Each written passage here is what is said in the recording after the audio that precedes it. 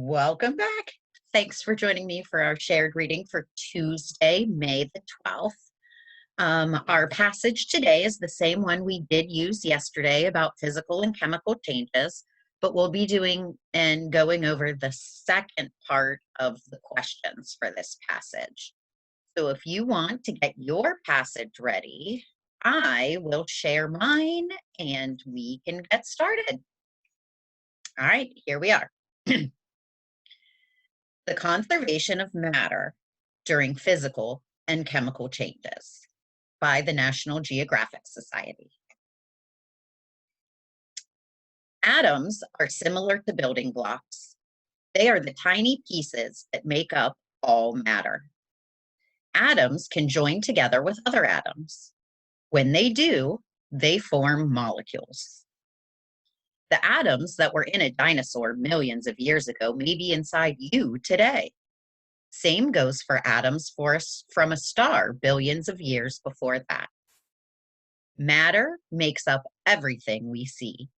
It is never created or destroyed. It cycles through our world. What is matter? Matter is anything that has mass and takes up space.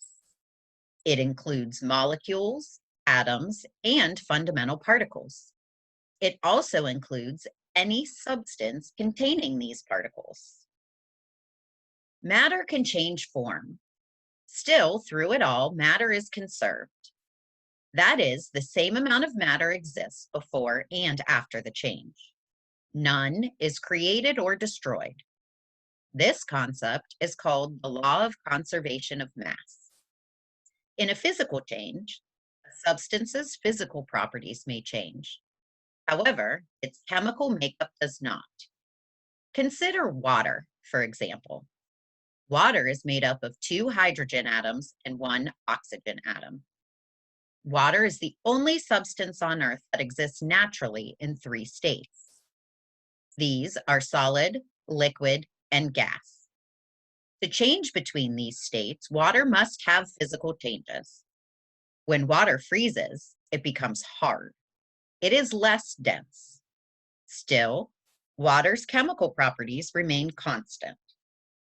There are the same number of water molecules present before and after the change. How water is formed.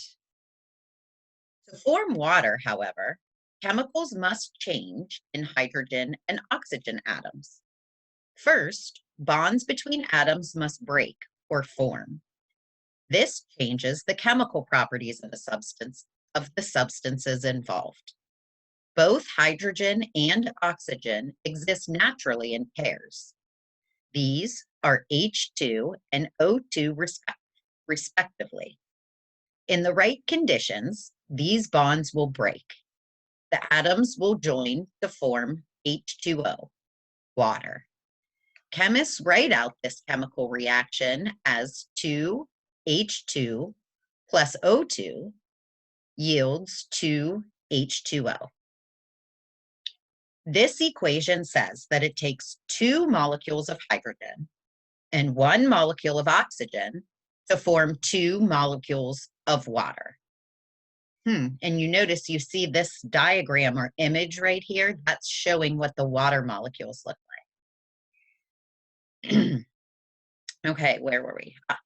Notice each side of the equation has the same number of hydrogen atoms and oxygen atoms. In chemical changes, matter is conserved. This is like when physical change happens. There is one difference, though.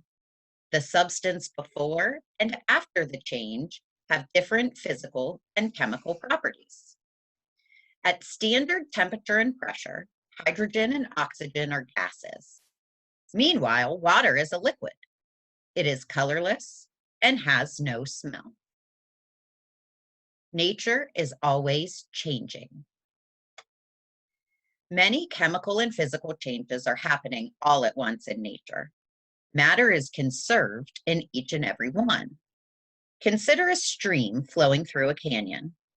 How many chemical and physical changes are happening? First, consider the water. For many canyon streams, the water comes from mountaintops. It begins as snow. Of course, the water did not begin here. It has been cycled all over the world since Earth first had water. The snow must melt to join the stream. This is a physical change. As the liquid water flows through the canyon, it may evaporate. It turns into water vapor. This is another physical change. So water is a clear example of how matter works. It frequently changes form, still it never disappears. Photosynthesis is a chemical change.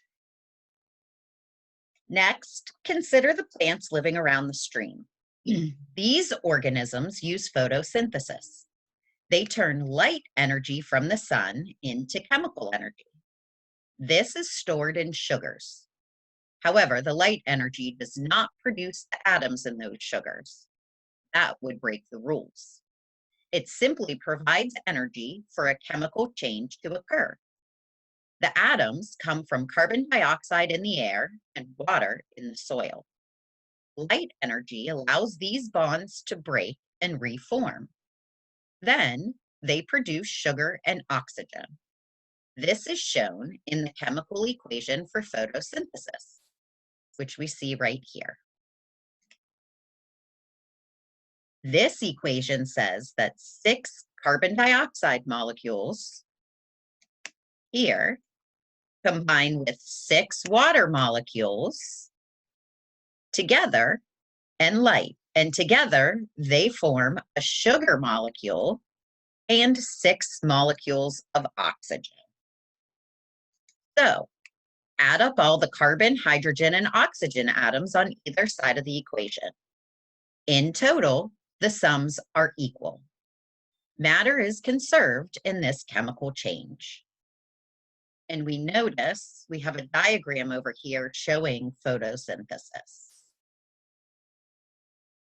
All right, let's continue. Matter changes, but it does not disappear. Animals in and around the stream eat these plants. Their bodies use the stored chemical energy in the plants.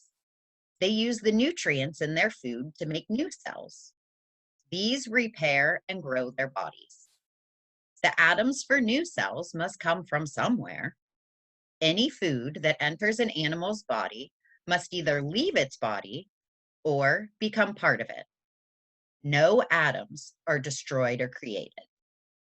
The bottom line is this: matter cycles through the universe. Chemicals and objects change. However, matter does not appear or disappear. Okay, so let's do the second part of our questions today.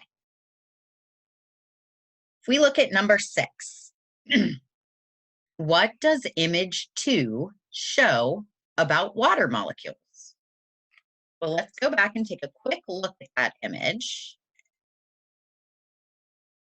And that's this image or picture. And there's a title in the picture that says water, H2O.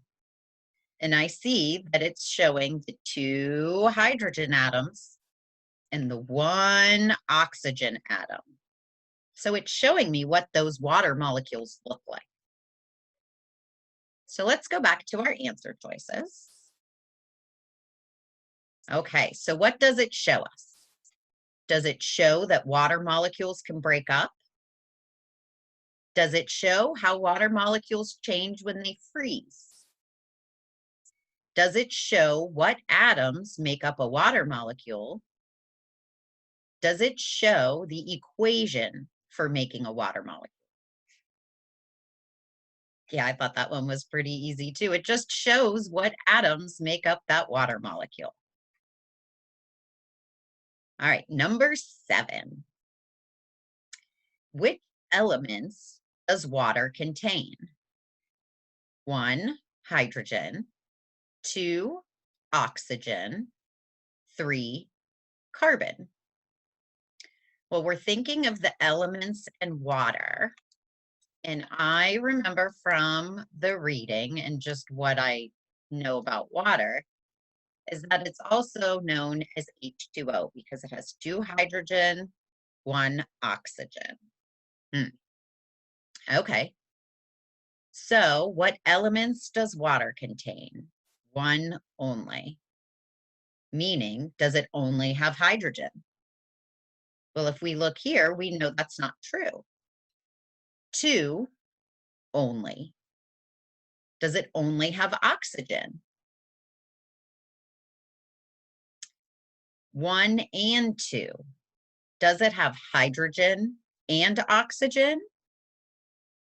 Or 2 and 3, meaning oxygen and carbon? Yeah, C, 1 and 2. It has hydrogen and oxygen. Okay, and our last question, 8. How does image 3 help the reader understand photosynthesis? Well, let's go back up and take another look at that photo because I know that it's showing, well, it shows the plant here, and it's showing me sunlight coming down and the carbon dioxide here, oxygen here, sugar. And then it's showing me what happens to it in a life cycle there. All right, so let's go back and see our choices. Does it show how plants use water and carbon dioxide to make oxygen and sugars? Possibly. Does it show how sunlight and water can make a seed grow into a tall plant? Does it show that plants take in oxygen to live and they release carbon dioxide? Or does it show that the plant cell uses sugar to start the process of photosynthesis? Hmm.